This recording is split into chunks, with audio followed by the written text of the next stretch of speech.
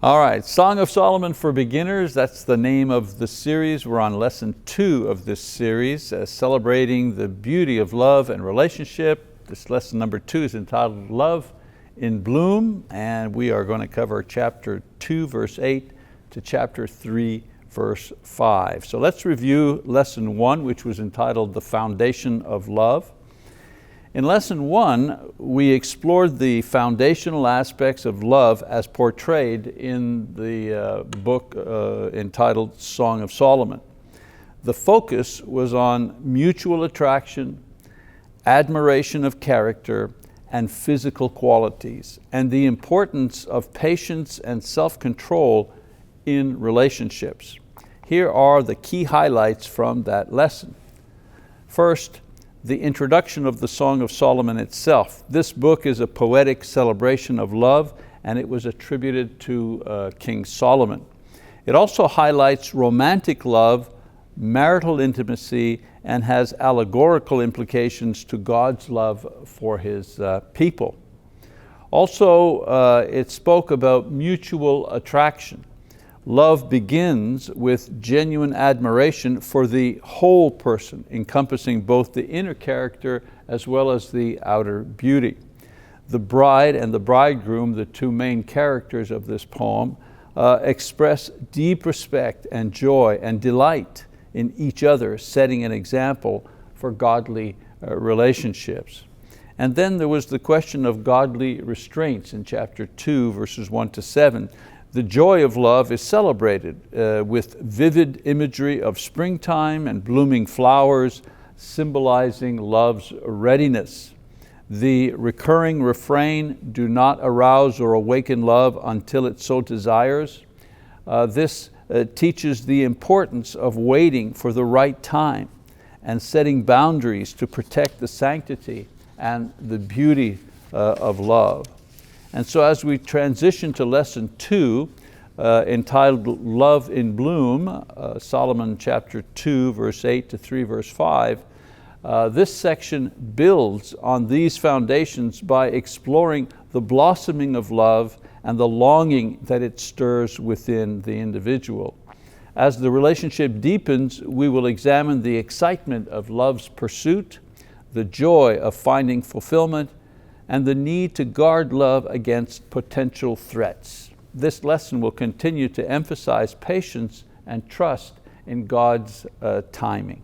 And so Love in Bloom, Song of Solomon chapter 2, verse 8 to 3, verse 5, the theme is cultivating love through preparation and trust.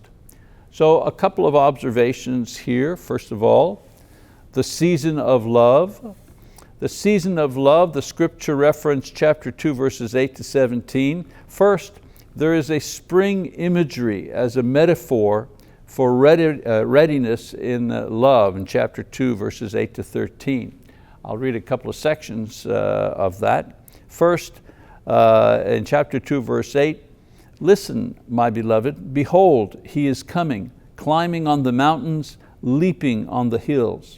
And so here the bride describes the excitement and the eagerness of her beloved's approach, symbolizing the anticipation and the energy that love brings into one's life. The imagery of mountains and hills reflects obstacles being overcome in the pursuit of love, emphasizing intentionality and effort. You don't fall in love by mistake, you don't fall in love by error. Here, the author says it's something intentional and it requires effort. Then in chapter 2, verse 11, it says, "For behold, the winter is past, the rain is over and gone." And so the end of winter and the arrival of spring symbolize a new season of readiness and growth in their particular relationship. This imagery suggests that love should be cultivated when conditions are right, when individuals are prepared emotionally, spiritually, and relationally.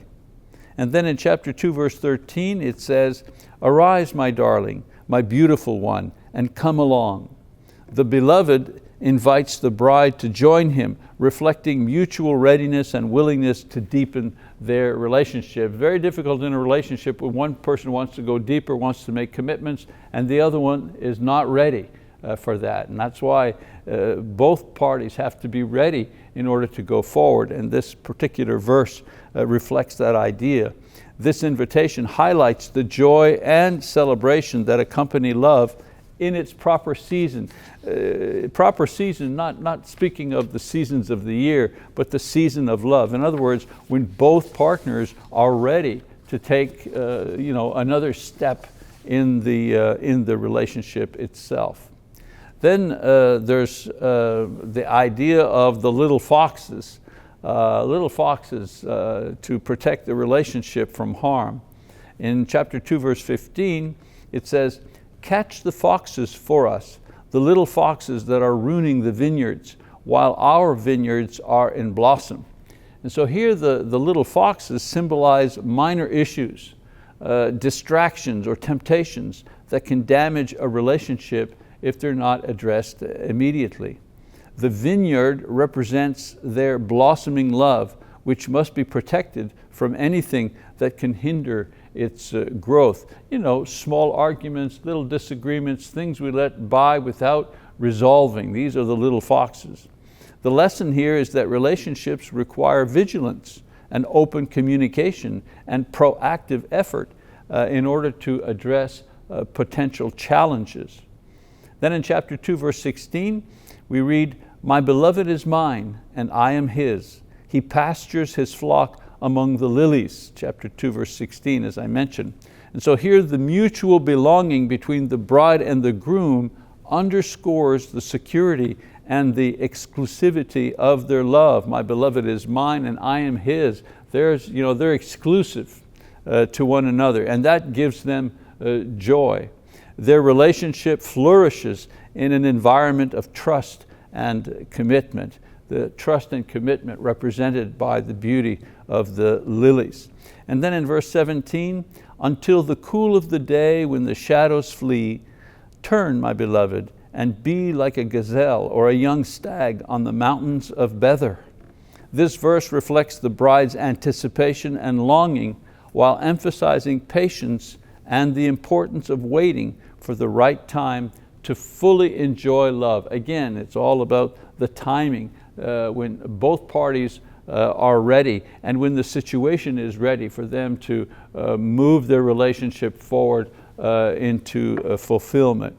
Some key lessons that we can draw from some of this material here. First, love requires readiness. How many times that a relationship doesn't work because one of the or both partners are just not ready for whatever reason, because of their age, because of certain commitments, because of schooling, who knows, but they're not ready for it. So just as spring represents a season of growth and renewal, relationships thrive when both individuals are prepared and the timing is right for them to move forward together. Another lesson, we have to guard relationships. Vigilance is necessary to identify and address what's called here little foxes, little problems, little things that could harm a relationship, such as unresolved conflicts or distractions or unhealthy habits that because of love many times we ignore in the other one. But those habits will, if they remain, will become difficult when a relationship is confirmed, especially in marriage. And then one other point, and that is trust and patience. Cultivating love involves trusting God's timing and being patient as the relationship develops naturally.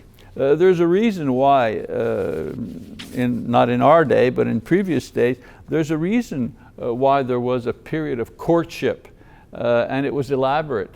It was meant to slow things down. It was meant to allow the couple to get to know each other and to take their time in developing their relationship, knowing that physically they were in a hurry to move things along too quickly without considering all the details that needed to be taken care of before a lifetime commitment within marriage was made. And so there are also some applications here for this poem. First application would be for individuals. Individuals, reflect on your own readiness for love. Are you emotionally and spiritually prepared to enter into or to nurture a relationship? Identify any little foxes in your own life, small issues or habits that could impact your relationship, and take steps to address them. Another application would be for couples. Couples need to communicate openly about potential challenges or areas of growth in your relationship. We need to do better over here. People get into a discussion, it goes into an argument, it gets into a shouting match, and then when that is over and we begin to reflect, we have to be open and honest in talking to each other about, well, why did this particular disagreement blow up into this big argument? Why was there shouting? Why did somebody walk off? Those type of things need to be looked at and taken care of if the relationship is to move forward in a healthy way. We're to make a joint effort to protect and to nurture our love, ensuring that it flourishes in a healthy and in a God-honoring way. And then there's a spiritual connection to all of this. One of them is to trust in God's timing for your relationships, just as you trust Him in other areas of your life. Reflect on how God actively pursues a relationship with His own people, overcoming obstacles and cultivating love with patience and care. There's the blueprint, if you wish, for how to communicate and how to maintain love with another individual. And so love flourishes in its proper season when cultivated with care and trust and patience. And by addressing small issues and protecting the relationship, we know that love can grow into something beautiful and enduring, reflecting God's design for intimacy and commitment. We're not the ones that invented intimacy. We didn't invent that. God invented that. God created us in such a way that we can experience and delight in intimacy, the intimacy that comes between a man and a woman. God is the one who designed that. And if we are wise, we will follow God's directions in building a relationship and then entering into an intimate relationship with another person. Then there's another theme, if you wish, in the poem, and it is longing for union, longing for union. Solomon chapter 3, verse 1-5. Here, the bride's dream reflects longing for intimacy and connection. And so we look at verses 1-3. First verse, she says, "On my bed at night I sought Him whom my soul loves. I sought Him, but did not find Him." And so here the bride dreams of searching for her beloved, symbolizing her deep longing for connection and intimacy. The absence of her beloved reflects the ache and the vulnerability of love when it's unfulfilled, something that all people who have gone through building a relationship with someone have experienced. They're not there, they have to go away, they're sick, whatever, for whatever reason, and we find ourselves alone and longing for the other person. And then in verse 2, she says, "I must arise now and go around in the city, in the streets and in the public squares. I must seek Him whom my soul loves." So her dream illustrates an active pursuit of the one she loves, showing the intensity and the determination of her affection. The city streets symbolize chaotic and uncertain environment, reflecting her inner restlessness. The idea here is that she seeks Him, but she doesn't find Him. Again, this is a dream sequence. And then in verse 3, The watchmen who make the rounds in the city found me, and I said, have you seen him whom my soul loves? So here the watchmen represent external help or guidance in her search, parents, friends, mentors. This moment highlights the universal human desire for love and connection, as well as the role of the community, people around you, in helping build a strong relationship with another individual. And then in verse 4, we have the joy of finding her beloved. Verse 4 says, I found him whom my soul loves. I held on to him and would not let him go until I had brought him to my mother's house and into the room of her who conceived me. Chapter 3, verse 4. And so here, the bride's discovery of her beloved represents the fulfillment of her longing and the joy of being united. Bringing him to her mother's house signifies the importance of family and propriety and context in their relationship.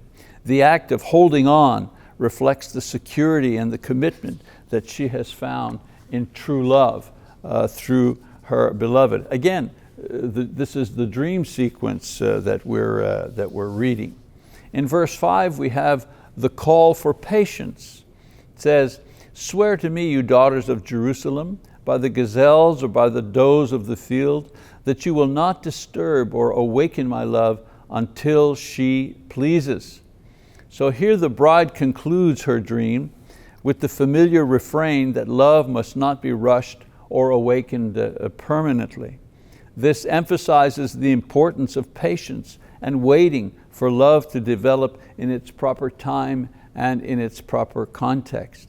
The imagery of gazelles and does reflects grace and gentleness and the natural unfolding of love in this imagery. And so a couple of lessons, again, we can draw from this dream sequence. First, trusting God's timing in relationships fosters security. In other words, longing and anticipation, these are natural parts of love, but fulfillment comes in God's perfect time. Actively seeking connection, this is important, but trust in God's plan brings peace and stability. Love, when we're in love with someone, especially at the beginning, it's a kind of a frightening thing, and it disturbs our emotional equilibrium. And the author here is saying that the believers who trust in God and God's guidance can find stability and peace even though we're going through turbulent times. And patience protects the sanctity and the beauty of love, ensuring that it'll unfold according to God's design. God has a plan for everything, but He has also a plan for the relationship between a man and a woman. So again, this lesson applied to individuals says, reflect on your longings and desires in relationships. Are you actively trusting God's timing and His guidance?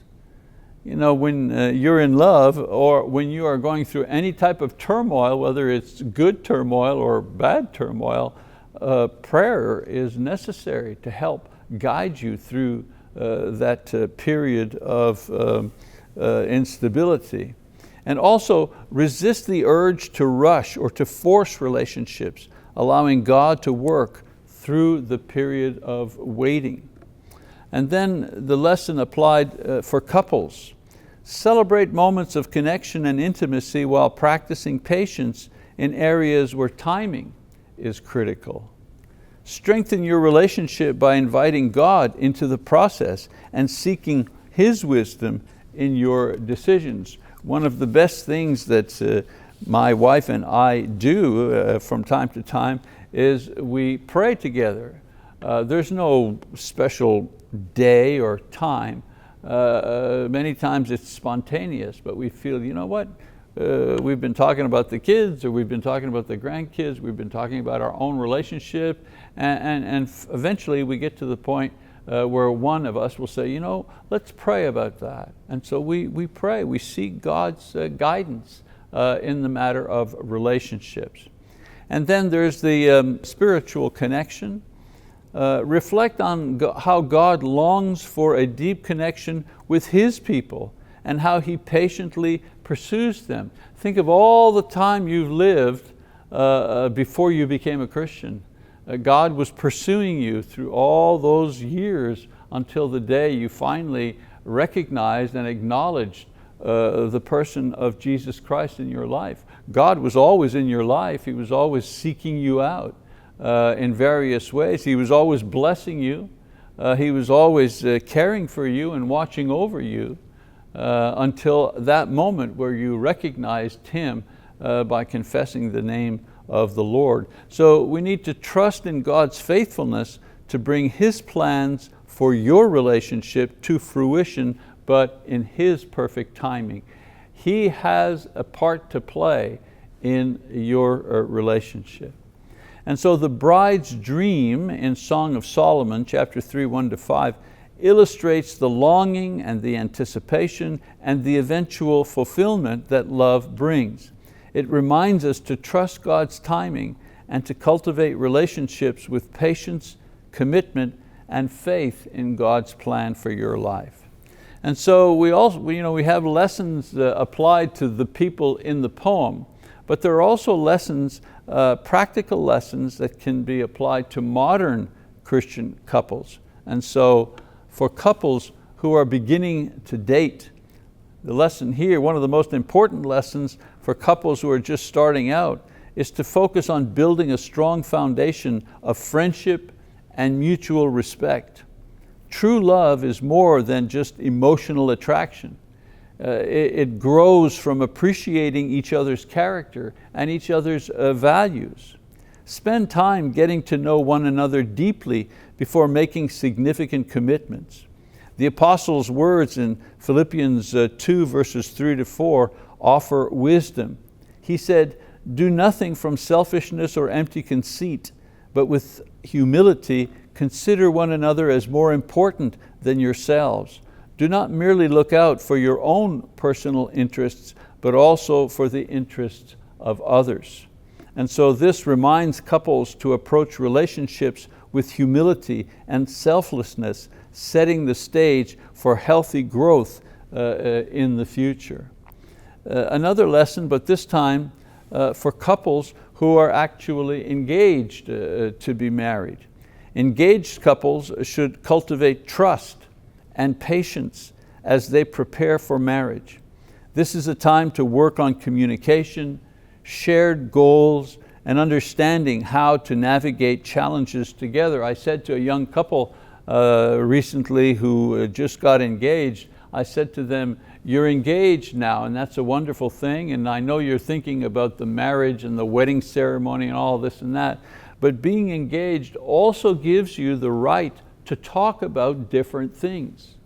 When you're dating, you talk about what you like, what she likes, the things, your interests that you have together, getting to know each other, getting to know what you think about things, and so on and so forth. When you get engaged, you can go another step and talk about more intimate matters.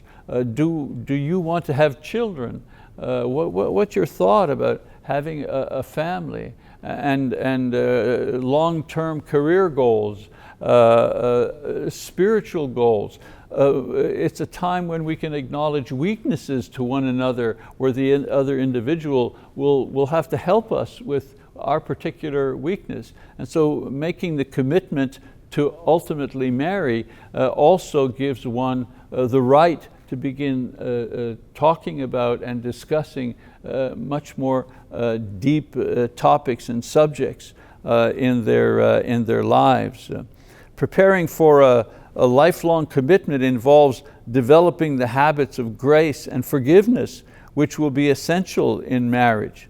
Paul says in Ephesians 4, 2 and 3, he says, "With all humility and gentleness, with patience, bearing with one another in love, being diligent to keep the unity of the Spirit in the bond of peace." Of course, he's talking here to the church to be able to maintain this unity, but the passage can easily be attributed to a married couple. they also need to keep the peace of Christ in the bond of love.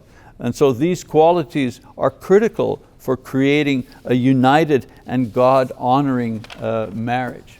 And then we have a third application, and this is for couples who have been married, I say 10 or more years, could be 20 or more years, but a couple that's been married for a long time. Long married couples often need to rekindle intimacy and appreciation for one another. They're busy. If you've been married 10 years or more, it means you're in the throes of raising children, and you're working on your career, and you may have purchased a home and established a place to live, which you plan to stay for many years, and you're fixing that up. So there's a lot going on at that time, and it's very easy to neglect one another, to not take the time that you used to take in order to cultivate your relationship. And so, as I say, there's a need to rekindle the intimacy and the appreciation for one another. So we must take time to prioritize our spouse through shared activities, through intentional conversations, through intentional acts of kindness, for no reason whatsoever. Not because it's your birthday, not because it's Valentine's Day or Mother's Day. No, acts of kindness just because I love you, just because I want to show you and remind you that you're important to me, that if I had to do it all over again, you'd be the one that I would choose to live my life with. The Apostle Paul's teaching in Colossians 3:14 speaks to this. He says, in addition to all these things, put on love, which is the perfect bond of unity. Love is an active choice, and couples who have been married for many years must continue to intentionally invest in their relationship, keeping it vibrant, remaining connected. When you do something that serves your relationship and tells your partner that you love them, and you do so intentionally, it tells them that you're willing to do something to maintain the relationship. It gives the other person a sense of worth because you're willing to give something of yourself to maintain a good relationship. Love is an active choice, and couples who have been married for many years must continue to intentionally invest in their relationship, keeping it vibrant and staying connected to one another. I've often told our children, your mother and I were together before you guys came along, and at some point you guys are going to be gone, but your mother and I will remain. And so, when they used to say to us, boy, you guys are going out and you're leaving us here with a babysitter, and they might complain about that. That would be the thing that I would tell them. Well, Mom was here before you were here, and Mom and I are going to be here after you're gone. So we have to take care of each other. We love you and we take care of you, but we also have to take care of each other. Each stage of a relationship requires intentionality. In other words, I act on purpose. I act with purpose. And by applying these principles, modern Christian couples can build relationships that are rooted in faith, in trust, and of course, in enduring love. And then one more category, and that is for those who are searching for love. There are a lot of people today who are searching for love. A vital lesson for those seeking a meaningful relationship is to focus on becoming the best version of themselves that they can be, while trusting in God's timing. Instead of anxiously searching for the one, invest in your own personal growth, both spiritually and emotionally. This period of waiting is an opportunity to deepen your faith and to develop your character and to pursue your passions. In Matthew 6:33, Matthew offers encouragement, or Jesus offers encouragement. He says, but seek first His kingdom and His righteousness, and all these things will be provided to you. And so by prioritizing your relationship with God, you will align your life with His plan, trusting that He will bring the right person into your life, and He'll do so at the right time. It's also essential to cultivate contentment and community during this season when you are alone. Surround yourself with supportive relationships, friends, family, and mentors who can encourage and who can guide you. So many times people who are alone, they seem to put off living until they find the person that they're going to marry. It's like nothing counts until that happens. And the reverse is true. While they are waiting and while they are seeking, they should be working on themselves. They should be cultivating the best version of themselves that they can. And so whether they meet someone in a month, in a year, or in 10 years, their life will be satisfying. They'll become content. They will love who they are and be better prepared to meet and begin a relationship when that particular event takes place. The Apostle Paul reminds us in Philippians 4 verse 11, he says, "For I have learned to be content in whatever circumstances I am." Contentment does not mean giving up on love, but finding joy and purpose in your current stage of life while remaining open to the possibilities that God has for your future. And so in the waiting, remember that love is not something you need to chase. It's something to prepare for. By focusing on becoming the right person rather than finding the right person, you set the foundation for a strong, God-honoring relationship when the time is right. Well, that's our lesson for today in Song of Solomon. I have an assignment for you as usual. First, reread chapters 2 verse 8 to 3 verse 5, reviewing the material that we covered today. And then go ahead and read chapter 3 verse 6 to 5 verse 1, and we will cover that material the next time we meet. So I thank you for your attention, and we'll see you next time.